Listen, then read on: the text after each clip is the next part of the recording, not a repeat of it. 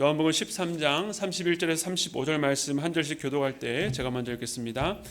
그가 나간 후에 예수께서 이르시되 지금 인자가 영광을 받았고 하나님도 인자로 말미암아 영광을 받으셨도다.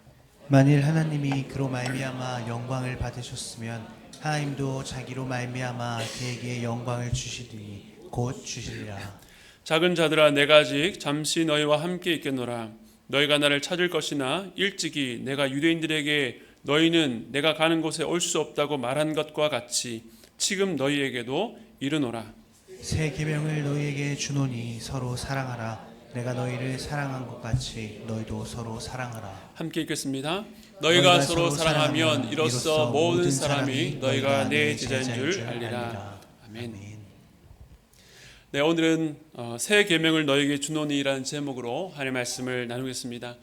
지난주 우리는 성경에서 참 이해하기 어려운 이 가룟 유다의 배반에 대해서 함께 살펴보았습니다. 물론 그 모든 내용들이 우리가 다 납득할 만하고 이해되는 것은 아니지만 적어도 우리는 자신을 배반한 유다랄지라도 그가 죄와 심판의 자리에 가도록 방관하거나 방치하지 않으시고 끝까지 손 내미시는 주님의 그 안타까운 마음을 읽을 수 있었습니다. 우리가 이러한 주님의 마음을 안다면 자신의 연약함과 한계가 드러날 때에도 우리는 주님께로부터 도망가지 않고 주님의 품에 더 안겨서 주님의 품에 의지하는 인생을 살아야 하는 것입니다. 오늘 본문은 그 이후에 남아있던 제자들에게 하신 주님의 말씀입니다. 보통 요한복음을 내용적으로 분류할 때에 14장부터 16장까지를 예수님의 고별 설교라고 하는데 내용적으로 보면 오늘 본문이 유다를 제외했던 이 11명의 참 제자들을 향한 이 고별 설교의 시작이라고 할 수 있습니다. 우리가 지금 요한복음을 계속해서 보고 있는데요. 요한복음의 특징은 예수님 말씀이 아주 길다는 것입니다. 그러다 보니까 한참 읽다가도 무슨 말씀이었는지 다시 돌아와서 읽어야 되기도 하고 또 그렇게 읽다가 도대체 무슨 내용인지 길을 잃을 때가 많습니다. 요한복음은 잘 알려진 유명한 구절들이 많기 때문에 우리에게 친숙하게 느껴지면서도 막상 요한복음을 처음부터 쭉 읽어 내려가 보면 이러한 친숙한 말씀들이 어떻게 서로 연결되는지 이해하기 어려울 때가 많습니다. 그래서 오늘은 각 구절이 이어지는 말씀과 어떻게 연결되는지를 살펴보기를 원하는데요. 오늘 본문의 핵심 단어를 제가 4개로 정리해 보았습니다. 오늘 본문 전체를 아우르는 단어인데요. 고난과 영광 그리고 떠남 계명입니다. 고난, 영광, 떠남, 계명. 이 4가지 단어를 여러분 잘 기억하시고 이것이 어떻게 서로 연결되는지를 마지막까지 주의를 집중해서 함께 말씀을 드려주시기 바랍니다. 먼저는 첫 번째이지만 두 단어를 한꺼번에 모아서 살펴볼 주제입니다. 첫 번째 이제 나와야 되겠네요. 고난과 영광입니다. 고난과 영광. 괜찮습니다. 본문 31절은 그가 나간 후, 즉 가룟 유다가 나간 때로부터 시작합니다. 제자들은 유다가 명절에 쓸 물건을 사든지 아니면 가난한 자들에게 나눠줄 것들을 준비하러 나갔다고 생각했습니다. 그러나 실제 가룟 유다가 나갔다는 것이 무엇을 의미합니까? 사단이 그에게 준 생각대로 예수를 팔 그 마음의 결심을 굳혔다는 것입니다. 그 말은 이제 곧 예수님께서 군병들에 의해서 끌려가서 밤새도록 신문 받으시고 십자가에 달려 죽게 된다는 것입니다. 기차가 정해진 레일 위를 달리는 것처럼 유다는 이제 최종 종착지를 향해서 출발했고 되돌릴 수가 없게 된 것입니다. 그런데 주님께서는 이러한 위중한 때에 전혀 의외의 말씀을 하셨습니다. 요한복음 13장 31절인데요. 제가 읽겠습니다. 그가 나간 후에 예수께서 이르시되 지금 인자가 영광을 받았고 하나님도 인자로 말미암아 영광을 받으셨도다. 예수님은 십자가 고난과 죽음을 앞두고 오히려 지금 인자와 하나님이 영광을 받으셨다라고 확정적으로 말씀하십니다. 그리고 그 다음 구절도 함께 보겠습니다. 32절입니다. 함께 읽겠습니다. 시작. 만일 하나님이 그로 말미암아 영광을 받으셨으면 하나님도 자기로 말미암아 그에게 영광을 주시리니 곧 주시리라. 31절에서는 영광을 받으셨다라고 과거형으로 말했는데 방금 읽었던 32절에서는 하나님도 그에게 영광을 주시는데 곧 주시리라라고 미래형으로 말씀합니다. 영광을 이미 받은 것인지 아니면 앞으로 받을 것인지, 또 예수님과 하나님 중에 누가 먼저 영광을 받는 것인지 미세한 차이가 있어서 헷갈립니다. 또한 고난을 앞두고 왜 영광을 받았다고 하시는지, 이 고난과 영광이 어떻게 연결되는지도 의문입니다. 그런데 이렇게 명확해 보이지 않는 것은 사실 이 각각의 내용들이 서로 구분하기가 어려울 정도로 매우 밀접하게 연결되어 있기 때문입니다. 영광을 받은 주님께 하나님께서 곧 영광을 주신다는 것은 장차 받을 영광이 너무나도 확실하여 이미 받은 것처럼 누리고 계신다는 것입니다. 예수님의 영광과 하나님의 영광이 누가 먼저인지 구분하기 힘들 정도로 서로가 서로에게 원인이 되어서 함께 그것을 누리고 계십니다. 또한 고난과 영광은 하나의 사건처럼 묶여 있어서 서로 떼어서 말할 수가 없는 것이죠. 그런데 이 모든 놀라운 일의 시작은 바로 그가 나간 후라고 하는 사인, 바로 예수님의 십자가 고난과 죽으심입니다. 죽음은 참 슬프고 괴로운 일입니다. 더군다나 예수 그리스도의 죽음은 너무나 비참한 죽음이요, 누구도 예상치 못했던 일입니다. 그런데 어떻게 이렇게 끔찍한 죽음이 영광이 될 수 있습니까? 예수님이 이제 곧 십자가에 죽으시고 사흘 만에 부활하셔서 승천하시고 하나님 편에 앉으시는 것, 십자가 다음에 영광이 있다라고 하지 않으시고 십자가 죽음으로 인해서 이미 영광을 받으셨다라고 하십니다. 우리가 가진 영광의 개념으로는 이해할 수가 없습니다. 여러분, 고난당하고 심지어 죽는 것이 어떻게 영광이 될 수 있습니까? 물론 이 세상의 모든 고통과 고난이 영광이 되는 것은 아닙니다. 자신이 지은 잘못과 실수로 말미암아 고난을 받으면서 그것이 영광이라고 말할 수는 없습니다. 그러나 고난의 목적에 따라서 그 고난은 영광이 될 수 있는 것입니다. 예수님은 왜 고난을 받으셨고 무엇이 이 하나님께 영광이 됩니까? 요한복음 17장 4절 우리 함께 읽겠습니다. 시작. 아버지께서 내게 하라고 주신 일을 내가 이루어 아버지를 이 세상에서 영화롭게 하였사오니. 아멘. 바로 예수님은 아버지께서 그에게 맡기신 사명을 이루어서 아버지를 영화롭게 하셨습니다. 그 일은 죄인을 구원하는 일이요, 바로 자신이 죽어서 그 죄인을 살리는 일이었습니다. 예수님께서는 기꺼이 자원해서 하나님의 뜻을 이루는 일에 순종하여 자신의 모든 삶을 다 드리신 것입니다. 이 고난이 하나님께 영광이 되는 것은 예수님의 십자가에서 죄인을 살리시는 하나님의 사랑이 가장 극치로 드러나고, 동일한 그 십자가에서 죄인을 심판하시는 하나님의 공의가 가장 극치로 드러나기 때문입니다. 예수님의 십자가는 그냥 좋은 게 좋은 거지, 하나님께서 죄인을 사랑하시니까 그저 살려줄게, 너희 악한 죄를 눈감아줄게 하신 것이 아닙니다.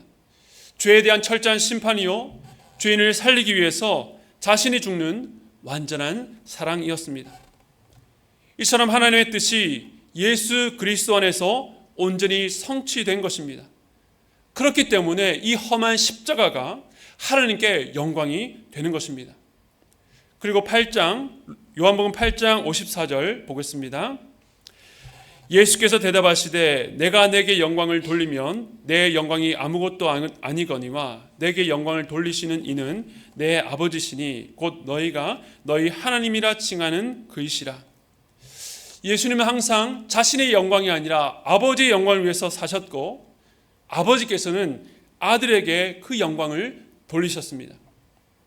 이 세상이 말하는 영광과 아들과 아버지가 서로 주고받는 그 영광을 비교해 보십시오. 경쟁하고 이겨서 높은 곳을 차지해서 자신의 가치와 능력을 증명해내는 것이 아니라 자신이 죽어 죽은 자를 살리시는 놀라운 사랑, 하나님의 뜻에 절대적으로 순종하는 능력으로 영광을 돌리고 받으신 것입니다. 그렇다면 우리가 바라보고 꿈꿔야 되는 영광은 무엇입니까? 제가 어릴 때 꿈꿨던 것은 반에서 공부를 잘해서 1등이 되면 좋은 대학교, 좋은 학과에 진학하고 사람들이 울어볼 만한 그런 직장에 취직하고 또 성공을 했을 때에 사람들이 와서 아니 어떻게 이렇게 공부를 잘하고 이렇게 성공하셨습니까? 라고 물으면 여기 중요한 포인트는 겸손하게입니다. 겸손하게. 겸손한 척이 아니라 겸손하게 제가 한 것이 아니죠. 하나님께 영광을 모든 영광을 돌립니다 라고 말하는 장면이었습니다. 그런데 그것은 하나님의 영광이 아니라 나의 영광이요 욕심이었습니다. 우리가 하나님께서 말씀하신 자리가 아니라 하나님의 뜻과 상관없는 내 욕심과 욕망의 자리에 머물면서 마치 하나님께 선심 쓰듯 나누어 줄 그 세상의 영광을 구하고 있지는 않습니까? 우리가 세상에서 잘 나가야 하나님께 영광이 된다는 생각을 내려놓아야 됩니다. 물론 여러분이 하는 일이 잘 되기를 바라고 그렇게 기도합니다. 하지만 세상에서 잘된 것으로 교만해져서 주님을 떠나게 된다면 그것은 복이 아니라 저주입니다. 잘 되기를 바랄 수 있지만 그것이 우리의 최고의 우선순위일 수는 없는 것이죠. 우리에게 가장 중요하고 놓칠 수 없는 것은 하나님 말씀 앞에 서서 그 뜻을 찾으며 그 뜻에 순종하는 것입니다. 내가 무언가를 성취해야 하나님께 영광이 되는 것이 아니라 날마다 내 생각과 고집을 내려놓고 주님을 따르는 그 삶, 주님께 순종하는 그 삶의 순간순간이 하나님의 영광을 위해서 사는 삶입니다. 첫 번째는요, 고난과 영광이었습니다. 이제 두 번째로 넘어가겠습니다. 두 번째, 떠남입니다. 떠남.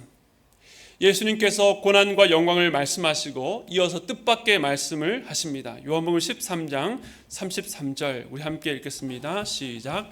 작은 자들아 내가 아직 잠시 너희와 함께 있겠노라. 너희가 나를 찾을 것이나 일찍이 내가 유대인들에게 너희는 내가 가는 곳에 올 수 없다고 말한 것과 같이 지금 너희에게도 이르노라. 아멘. 여기서 작은 자들이라고 하는 것은 헬러로 테크니온이라고 해서 어린 자녀라는 뜻입니다. 예수님께서 제자들에게 작은 자들아 혹은 자녀들아라고 부르셨습니다. 이 유월절 식사는 가족 단위의 식사였습니다. 그래서 예수님께서 마치 이 만찬 자리에서 스승과 제자의 관계가 아니라 마치 아버지께서 자녀를 부르는 것처럼 그렇게 따뜻하게 그들을 부르신 것입니다. 그것은 아마도 앞으로 주님께서 하실 말씀들이 연약한 제자들에게는 굉장히 무겁게 다가올 수 있기 때문입니다. 주님께서 나는 잠시 너희와 함께 있겠노라 말씀하신 것은 지금은 함께 있지만 이제 곧 떠나신다는 것입니다. 그래서 두 번째 키워드가 바로 떠남입니다. 만찬 자리에서 예수님의 가르침이 끝나면 이제 겟세마네로 올라가서 기도한 후에 주님은 군병들에 의해서 잡혀가게 됩니다. 그리고 십자가를 지시고 죽으십니다. 앞에서 이 고난은 단지 억울하고 비참한 죽음으로 끝나지 않고 이 십자가 자체가 주님과 아버지께 받으실 영광이라고 했습니다. 그런데 주님께 일어나는 이 일, 바로 고난과 영광이 제자들에게는 이 떠남, 이 땅에서의 이별로 다가온다는 것입니다. 주님은 제자들에게 내가 곧 떠날 것이다, 떠날 수밖에 없다고 말씀하십니다. 주님이 떠나시면 제자들은 어떻게 하겠습니까? 3년 동안 주님과 함께 먹고 마시고 자고 그분을 따라다녔으니 당연히 주님을 찾게 될 것입니다. 그런데 주님의 말씀이 무엇입니까? 너희는 내가 가는 곳에 올 수 없다는 것입니다.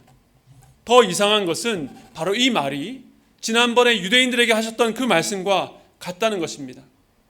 유대인들과 제자들은 근본적으로 다릅니다. 처음 이 말을 들었던 유대인들은 예수님의 표적을 보고 환호하고 그를 따랐지만 실상은 불신했고 또 기회가 있으면 넘어뜨릴 목적으로 논쟁을 일으키고 예수를 조롱했습니다. 그런데 그런 유대인들과 같이 제자들도 찾으나 찾을 수 없다는 것은 섭섭하게 느껴질 말이지요. 물론 다음 주 우리 살펴볼 본문 36절에 보면 예수님께서 후에는 따라오리라고 말씀하십니다. 그러나 오늘 말씀은 어느 시기까지는 제자들 역시 유대인들과 같이 주님이 계신 곳에 함께 갈 수 없다는 한계에 갇혀 있다는 뜻입니다. 이처럼 주님의 떠남은 예수님께는 고난과 영광이지만 제자들에게는 한계를 긋습니다. 두려움이 됩니다. 그러나 이것이 단순한 한계로 끝나지 않는 이유는 동일한 말씀을 유대인들에게 하셨던 그때로 돌아가서 확인해야 됩니다. 지난 7장에서 초막절에 예수님께서 조용히 올라가서 성전뜰에서 무리들을 가르치셨습니다. 유대인들은 예수님께서 가르치는 걸 보고 그가 배우지도 않았는데 어떻게 그를 아냐고 매우 놀라면서도 비아냥거렸습니다. 저 예수는 갈릴리 깡촌 출신으로 우리가 그의 부모를 아는데 그가 어떻게 그리스도일 수 있겠냐는 것입니다. 그때 예수님은 자신이 하나님에게서 왔고 하나님이 자신을 보내셨다고 말씀합니다. 그러면서 이렇게 말씀하셨는데 우리 아까 읽었던 본문 33절과 비교해 보시기 바랍니다. 요한복음 7장 33절과 34절 말씀 함께 읽겠습니다. 시작. 예수께서 이르시되 내가 너희와 함께 조금 더 있다가 나를 보내신 이에게로 돌아가겠노라. 너희가 나를 찾아도 만나지 못할 터이요 나 있는 곳에 오지도 못하리라 하시니. 오늘 본문의 제자들에게 하신 말씀과 거의 비슷합니다. 그런데 마지막 말의 뉘앙스가 좀 더 부정적으로 확고합니다. 주님이 계신 곳에 너희가 오지 못한다는 것입니다. 그런데 이 말씀 뒤에 예수님께서 이렇게 말씀하십니다. 요한복음 7장 37절과 38절 말씀 제가 읽겠습니다. 명절 끝날 곧 큰 날에 예수께서 서서 외쳐 이르시되 누구든지 목마르거든 내게로 와서 마시라. 나를 믿는 자는 성경의 이름과 같이 그 배에서 생수의 강이 흘러나오리라 하시니. 아멘. 마치 앞에 오지 못한다는 말씀과 제가 방금 읽었던 말씀 사이에 접속사 하나가 숨어 있는 것 같습니다. 그러니까 너희의 힘과 노력과 지식으로는 절대로 내게 올 수 없다. 분명한 한계를 그으셨습니다. 그런데 어떤 접속사가 등장해야 됩니까? 그러나입니다. 그러나 누구든지 목마르거든 내게로 와서 마시라. 나의 초청을 듣고 내게로 와서 마시면 그 배에서 생수의 강이 흘러나오리라 하셨습니다. 여기서 말하는 생수가 무엇입니까? 그 다음 구절에 친절하게 설명해 주셨는데 우리 요한복음 7장 39절 말씀 함께 읽겠습니다. 시작. 이는 그를 믿는 자들이 받을 성령을 가리켜 말씀하신 것이라. 예수께서 아직 영광을 받지 아니하셨으므로 성령이 아직 그들에게 계시지 아니하시더라. 아멘. 그 생수는 바로 믿는 자가 받을 성령입니다. 그것도 우리 외부에서 한번 몇 차례 주어지는 것이 아니라 그 배에서, 즉 인간 존재의 가장 중심에서부터 끊임없이 솟아나는 그 생수처럼 성령께서 믿는 자 안에서 계속해서 생명 역사를 일으켜 주신다는 것입니다. 다시 오늘 본문으로 돌아가면 주님이 떠나시면 제자들은 주님 계신 곳에 찾아갈 수 없습니다.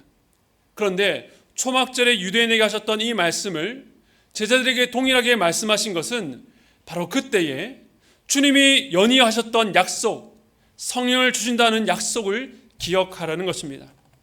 어떤 이들은 나도 2000년 전에 이 땅에 오신 예수를 직접 만날 수 있었다면, 그의 음성을 듣고 그의 옷자락이라도 만질 수 있었다면 얼마나 좋을까? 더 주님을 확실히 믿을 수 있을 텐데 라고 생각합니다. 우리의 삶 속에 주님이 보이지 않고 주님께서 만나주지 않는 것 같을 때에 우리는 불안해할 수밖에 없습니다. 그러나 주님의 떠남이 우리에게 유익이 되는 것은 이제 주님은 육체에 갇혀서 한정된 장소, 한정된 시간 속에만 계시지 않고 성령으로 말미암아 언제 어디서나 우리에게 은혜를 베풀어 주실 수 있기 때문입니다.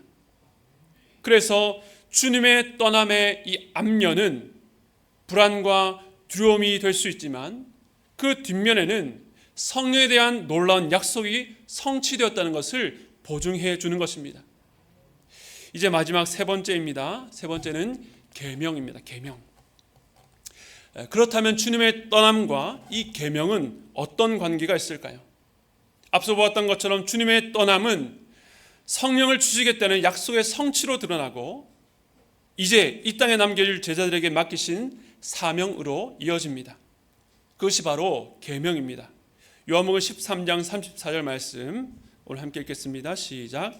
새 계명을 너희에게 주노니 서로 사랑하라. 내가 너희를 사랑한 것 같이 너희도 서로 사랑하라. 예수님이 갑자기 이 새 계명을 주신다고 말씀합니다. 먼저 계명이라고 하면 우린 자연스럽게 구약의 출애굽기를 떠올리게 됩니다. 예수님께서 이스라엘을 출애굽시키시고 시내산으로 인도하셨습니다. 그리고 모세를 통해서 그들에게 처음으로 계명을 주셨습니다.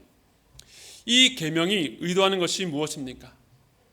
우리는 계명이라고 하면 율법, 의무, 강제성으로 생각하지만 하나님의 계명은 아무에게나 주어지지 않습니다. 하나님께서 애굽의 노예로 있던 자들을 자유케 하셔서 그 그들에게 계명을 주신 이유가 무엇입니까? 그들에게 또 다른 멍에를 지우기 위해서가 아닙니다. 과거 애굽 왕 바로에게 종노릇하며 그 땅의 우상 헛된 신들을 떠받들던 살던 자리에서 떠나서 이제 하나님을 섬기는 하나님의 백성으로 부르셨다는 의미입니다. 그래서 계명이란 곧 하나님의 백성이라는 정체성을 확인하는 표식입니다. 근데 어떤 분들은 교회 다니면 왜 이렇게 교회에서 하라고 하는 것이 많은지, 성경도 읽어라 하고 기도도 해야 되고 봉사도 해야 되고 서로 사랑하라고 하고 이 세상이 요구하는 것을 해내기도 벅찬데 왜 이렇게 해라는 것이 많은지 거추장스럽다고 불평합니다. 그러나 계명은 그런 것이 아닙니다. 그것은 우리에게 명예이자 기쁨입니다. 비록 우리도 세상 사람들과 똑같이 육체적으로 연약하고 경제적 한파가 닥칠 때에 그 아래서 고생하고 어려움을 겪을 수밖에 없지만 우리는 이 땅에 속하지 않은 하나님 나라의 백성이자 시민입니다. 하나님께서 우리를 향해서 너희는 세상에 속한 자가 아니라 내게 속한 자다. 너는 내 것이라고 택하신 자들에게 주신 것이 바로 계명입니다. 그러므로 주님께서 떠남을 말씀하신 뒤에 계명을 주신 것은 제자들의 정체성과 사명을 확인시켜 주시는 것입니다. 동일하게 하나님은 우리를 그러한 자리로 부르셨습니다. 그렇다면 이 제자들에게 주신 계명이 무엇입니까? 서로 사랑하라는 것입니다. 거기다가 새 계명이라고 말씀하십니다. 사실 구약에서부터 사랑하라는 말씀은 계속 있어 왔습니다. 그래서 율법을 하나님 사랑과 이웃 사랑으로 요약하는 것이죠. 이처럼 새로운 말씀이 아닌데 왜 주님은 새 계명이라고 하셨을까요? 우리 아까 읽었던 말씀을 다시 한 번 더 다른 강국점으로 읽어보겠습니다. 13장 34절 말씀 함께 읽겠습니다. 시작. 새 계명을 너희에게 주노니 서로 사랑하라. 내가 너희를 사랑한 것 같이 너희도 서로 사랑하라. 아멘. 이 서로 사랑하라는 말씀 사이에 내가 너희를 사랑한 것 같이가 들어갑니다. 앞서 주님은 제자들의 발을 씻기시고 너희도 서로 발을 씻어주라고 본이 되어 주셨습니다. 주님께서 사랑과 섬김의 기준이 되셨습니다. 구약에서는 내 이웃을 내 몸과 같이 사랑하라고 말씀하셨는데 이제 예수님께서 오셔서 그 사랑을 완성하신 것입니다. 그 완성은 내가 너희를 사랑한 것 같이입니다. 하나님이신 예수님은 종의 형체를 가지사 복종하셔서 십자가에 죽기까지 우리를 사랑하셨습니다. 그러므로 예수님은 자신이 죽어 죄인을 살리시는 사랑으로 너희도 서로 사랑하라고 하신 것입니다. 너무나도 높은 기준이죠. 하지만 단지 확실하고 새로운 기준을 제시했기 때문에 이것이 새 계명인 것은 아닙니다.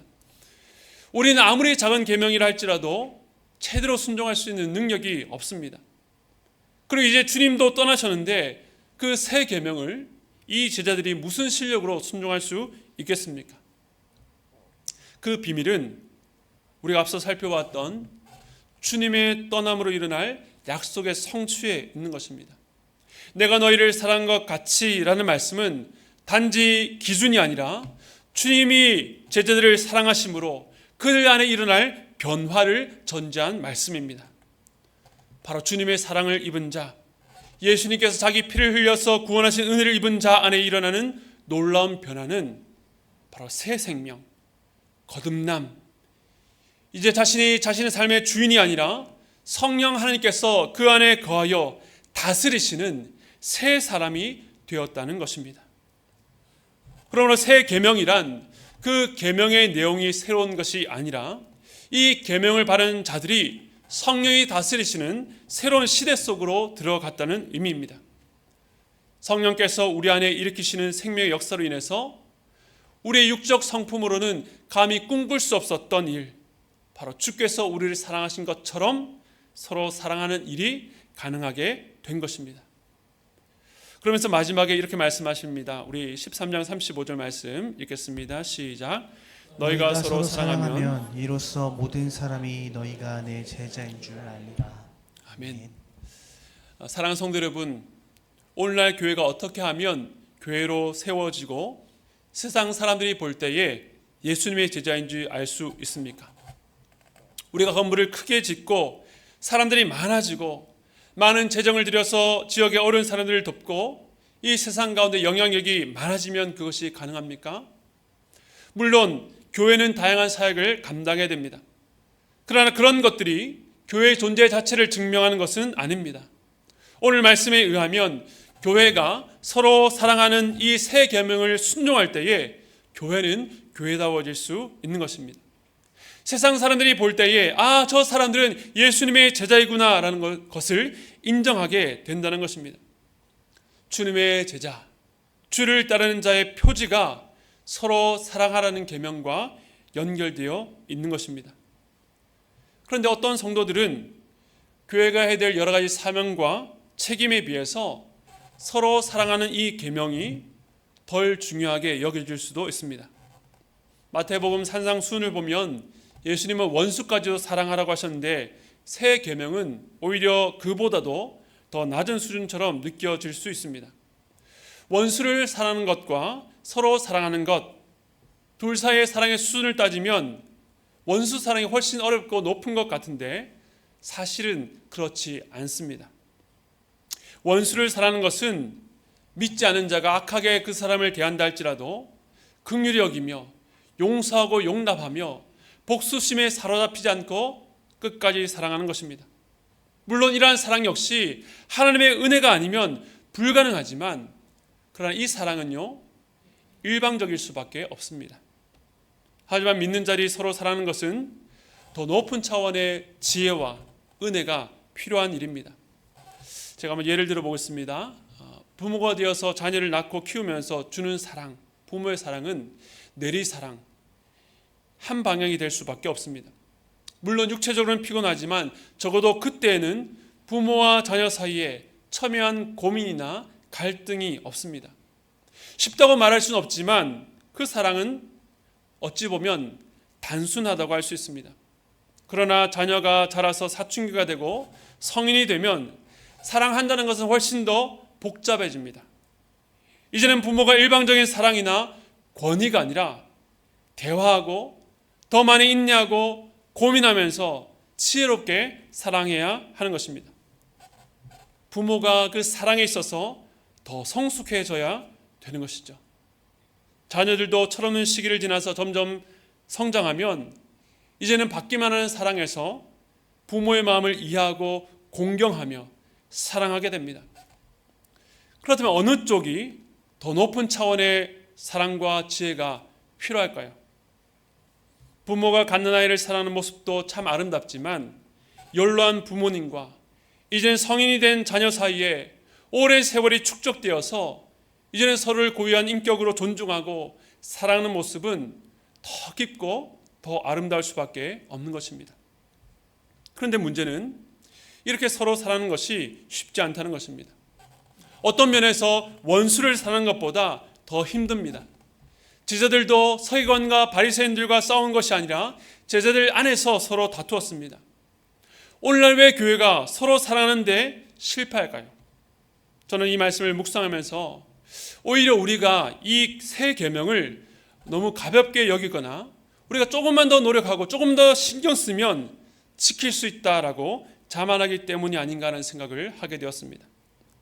같은 그리스도인이라면 서로를 향한 최소한의 기대가 있습니다. 여러분, 서로 기대하지 말라는 말이 아닙니다. 그러나 기대가 커지면 주님이 우리를 사랑하신 것처럼 사랑할 수가 없습니다. 기대가 커지면 주님이 우리를 사랑한 것처럼 사랑할 수 없습니다. 주님이 우리를 사랑하신 것은 우리에게 사랑받을 만한 어떤 가치나 자격이나 조건이 있기 때문이 아니었습니다.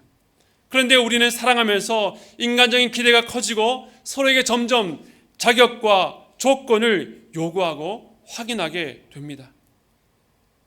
그래서 내가 이렇게 사랑했으면 적어도 이 정도는 하겠지라는 기대가 어김없이 큰 실망으로 이어지게 됩니다.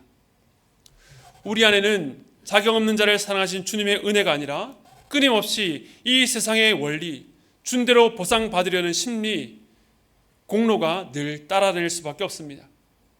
그런데 99%가 복음이라도 그 안에 단 1% 공로와 보상이라는 틈이 생기면 우리는 여지없이 서로 사랑하는 일에 실패할 수밖에 없습니다. 그 작은 틈이니 이것만 좁히면 되겠지라고 생각하지만 99%가 비슷해도 그 1%의 틈 때문에 갈라지고 틀어지는 것이 바로 우리입니다. 복음에서 나온 사랑이 아니라 율법과 공로의 기준으로 성도를 보면 판단하고 교만할 수밖에 없는 것이죠.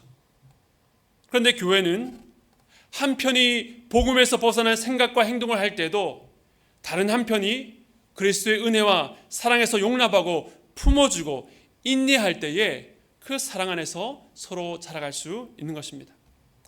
그래서 서로 사랑하는 것은 정말 힘듭니다.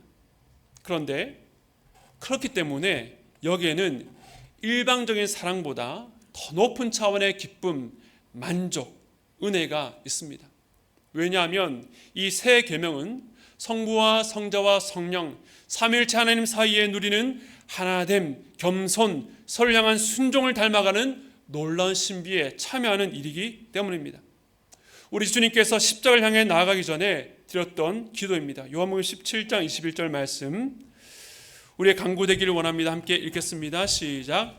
아버지여, 아버지께서 내 안에 내가 아버지 안에 있는 것 같이 그들도 다 하나가 되어 우리 안에 있게 하사 세상으로 아버지께서 나를 보내신 것을 믿게 하옵소서. 아멘.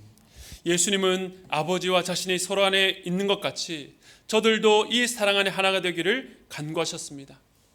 여기서 말하는 저들은 1차적으로는 제자들이요, 이 땅에 있는 교회입니다. 그러므로 교회는 삼위 하나님께서 누리시는 사랑을 닮아가는 공동체요, 주님의 몸입니다. 서로 사랑하는 새 계명은 예수 믿는 사람들끼리 잘 지내라는 뜻이 아닙니다. 오직 하나님만 누릴 수 있는 사랑, 그 교제를 이 땅 위에서 맛보고 누리는 현장이 바로 교회입니다. 우리 힘으로 도저히 범접할 수 없는 높은 차원의 계명이지만 성령을 의지하여 겸손히 주님처럼 섬기고 사랑할 때에 이 놀라운 은혜에 참여하게 되는 것입니다. 먼저 그 사랑을 맛보신 예수님께서 그 제자를 위해서 기도하셨던 것처럼 먼저 그런 사랑을, 은혜를 맛본 성도들이 연약한 성도를 품고 인내하면서 그렇게 하나 되기를, 서로 사랑하기를 붙들어주는 것이 바로 교회라는 것입니다. 말씀을 마무리하겠습니다. 오늘 고난과 영광, 그리고 떠남, 계명까지를 보았습니다. 주님의 십자가 고난이 우리를 어디로 이끄시는지를 보았습니다.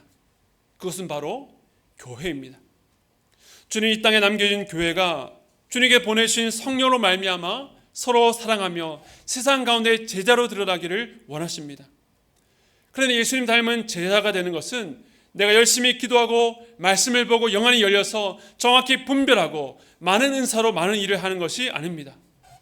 우리가 함께 서로 사랑하는 교회로 지어져가는 것입니다. 우리가 교회로 모일 때마다 서로 사랑할 때에 하나님께서 교회를 통해서 어떤 회복과 능력과 역사를 일으키실지를 기대하시기 바랍니다. 교회가 서로 사랑할 때에 한 인생이 변화되고 가정이 변하고 이 사회와 나라가 변화될 것입니다. 그런 놀라운 하나님의 꿈을 품고 함께 달려나가는 하나님 일상 교회 되기를 축복합니다. 우리 교회가 서로 사랑하는 교회 되어 주님의 제대로 드러나는 저와 여러분 되시기를 주님의 이름으로 축복합니다. 우리 말씀을 기억하시면서 이 찬양 함께 하기를 원합니다. 우리에겐 소원이 하나 있네.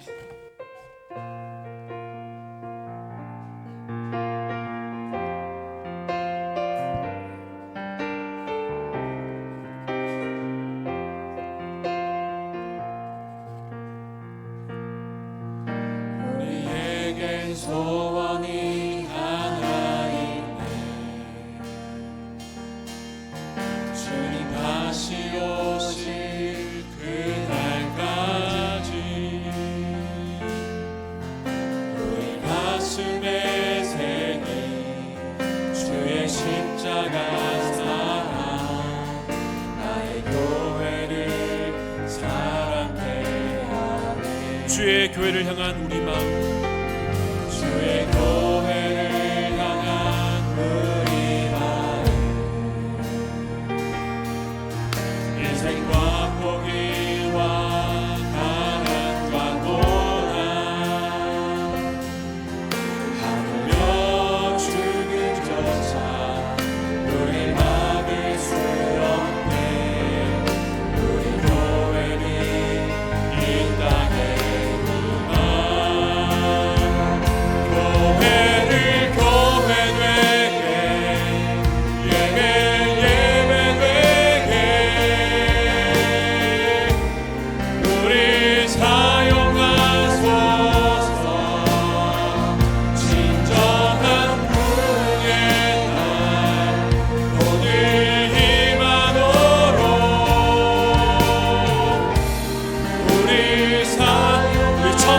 번 더 고백했습니다. 우리에게 소원이 하나인데 우리에게 소원이 하나인데 주님 다시 오실 그날까지 주님 다시 오실 그날까지 우리 가슴에 새는 주의 십자가 사랑 나의 교회를 사랑해 주의 교회를 향한 주의 교회를 향한 우리가 내 생과 고민과 바람과 고난 아무런 주님 쫓아 우리 막을 수 없네 우리 교회는 이 땅에 교회를 교회되게 예배되게 우리 사용하소서 진정한 분의 날 오늘 임하도록 우리 교회를 교회되게 교회를 교회되게 예배되게 우리 사용하소서 진정한 분의 날 오늘 임하도록 우리 사용 성령 안에 예배하리라. 성령 안에 예배하리라. 자유의 마음으로 자유의 마음으로 사랑으로 사역하리라. 사랑으로 사역하리라 교회를 생명 교회를 교회되게 교회를 교회되게 예배되게 우리 사용하소서 진정한 분의 날 오늘 임하도록 우리 마지막 다시 한번 고백할 때에 우리 목소리로 함께 고백했습니다. 교회를 교회되게 예배되게 우리 사용하소서 진정한 풍의 날 오늘 임하도록 우리 사용하소서